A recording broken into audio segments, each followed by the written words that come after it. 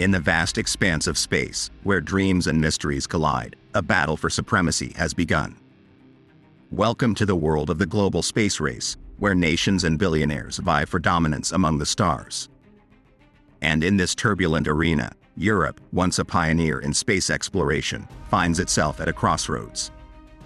The journey begins in French Guiana, a remote outpost on the coast of South America. Standing tall amidst the tropical heat is a towering 200-feet rocket known as Ariane 6.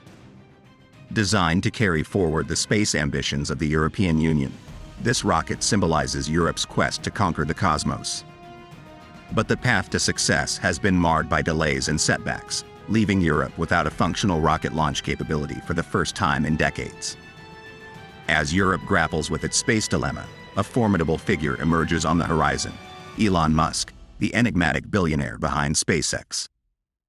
With his revolutionary rockets, Musk has become the go-to solution for nations in need of a launch vehicle. Europe, too, finds itself compelled to negotiate with SpaceX for the use of Musk's rockets to launch its sensitive Galileo spacecraft. However, this reliance on a foreign entity raises concerns about the dominance of SpaceX's internet satellites, known as Starlink, and the EU's decision to invest in its own rival network. The stakes are high, as Europe's aging Ariane 5 rocket retires, leaving a void in the European space program. With project delays, geopolitical conflicts, and the formidable rise of countries like China, Europe's space ambitions hang in the balance. The EU's access to space is compromised, and as the world embarks on a new space race, the old continent finds itself at risk of losing significant ground. But within this turmoil lies an opportunity for Europe to recapture its former glory. Negotiations with SpaceX have progressed, and the ESA, European Space Agency, hopes to rely on Musk's Falcon 9 for future missions. It is a humbling position for Europe, but a necessary one as it strives to regain independence and protect its own constellation of satellites. As the countdown to the inaugural launch of Ariane 6 approaches, the European space community must overcome technical hitches, design changes, and the ever-looming threat of failure. Success hinges on meticulous testing and ensuring that Europe's rockets are fully ready before venturing into the unknown.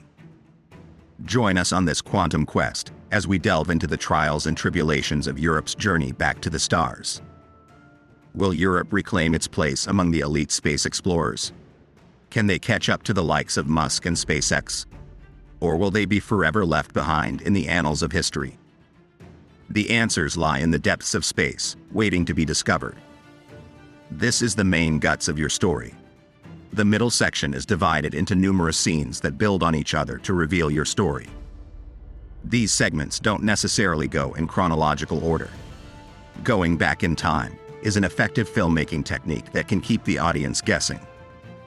Each scene often has its own beginning, middle, end. These mini-scenes, patched together, create your story. Traditionally, Act 2 is where the protagonist attempts to resolve the problems and comes against numerous obstacles, often facing an ever-worsening situation. This is where the tension builds, and the audience wonders how the protagonist is ever going to resolve the challenges before them. In the midst of the global space race, Europe finds itself facing a growing dependence on Elon Musk's rockets. Europe's own rocket program, Ariane 6, has been plagued by delays and is not expected to yield results until next year at the earliest. This setback comes at a crucial time, as Russia is cut off from the West's space operations and China is on the rise. Europe, once a major player in space exploration, is left without a functional rocket launch capability. As a result, Brussels has been forced to negotiate with Elon Musk's SpaceX for the use of his rockets. The European Space Agency, ESA, expects to contract out 4 missions to SpaceX. However, this reliance on the Tesla billionaire is uncomfortable. Concerns about the dominance of SpaceX's Starlink, a constellation of internet satellites, have pushed the EU to invest in its own rival network. Thierry Breton, a European commissioner, stated, "The EU cannot afford to be reliant on others." Meanwhile, the Ariane 6 rocket, designed to replace the aging Ariane 5, is stuck in testing and launch checks. Its initial deadline for the first launch was set for 2020 but has been continually pushed back. With the Ariane 5 now retired, Europe is without a dedicated satellite launch capability for the first time since the 1980s. The war in Ukraine has further complicated matters, cutting off Europe's access to Russia's Soyuz rocket program, which served as a backup for Ariane 6. Desperate to maintain its presence in space, the ESA has explored partnerships with other space agencies, including India's ISRO and Japan's JAXA. However, talks with Elon Musk's SpaceX have progressed the most, thanks to the availability of the Falcon 9 rocket. The ESA intends to use SpaceX for scientific missions and launches of its security-critical Galileo system. This reliance on the US is a humbling move for Brussels, but the delays and setbacks have left Europe with limited options. As the competition in space intensifies, the delay in Europe's rocket program is concerning for the EU.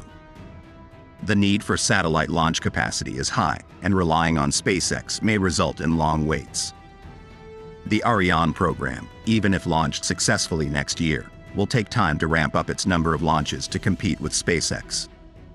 Arianespace, the company behind the rockets, aims to gradually increase missions over the coming years, targeting 2 in 2024 and up to 10 per year in the future.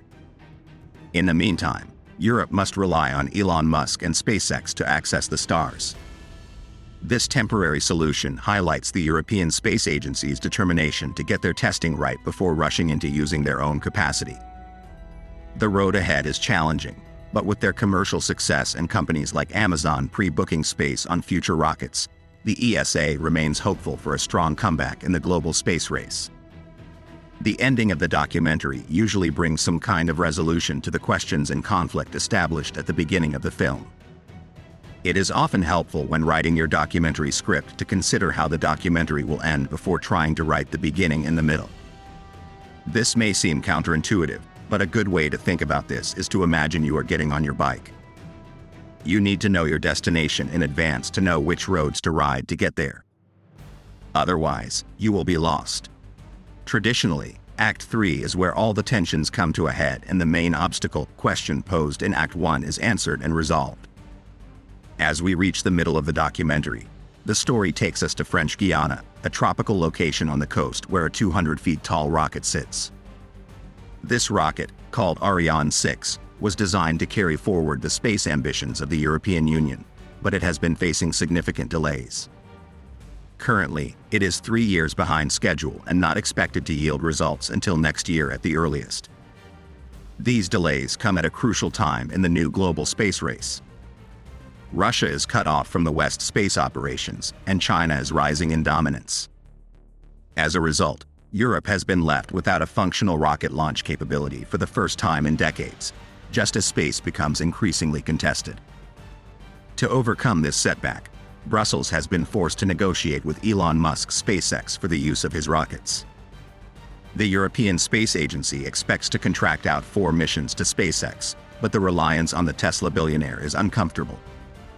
Concerns about the dominance of SpaceX's constellation of internet satellites, known as Starlink, have led the EU to invest in its own rival network. In the midst of these challenges, the Ariane 6 rocket, which was meant to replace the ESA's aging rocket, has faced numerous setbacks. The project, which began in 2014, has experienced delays and pushed its inaugural launch target to 2024. Despite these setbacks, Europe's space agency remains hopeful and plans to use SpaceX for 2 scientific missions.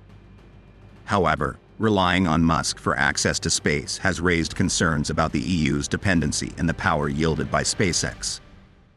The delays and challenges faced by the Ariane 6 program are not uncommon in the space sector. Relying on Musk may be humbling, but it allows the ESA to focus on getting the testing right before rushing into using its own capacity. The journey of the Ariane program is just beginning, and it will take time for it to ramp up its number of launches to compete with SpaceX. Arianespace, the company behind the rockets, aims for a successful commercial future, with pre-bookings from companies like Amazon. In the next part of the documentary, we will explore the implications of Europe's reliance on Musk and the efforts to regain its own space launch capabilities. Act 3 is approaching, where tensions will come to a head, and the answer to whether Europe can regain its space ambitions lies ahead. Note: This section is approximately 338 words.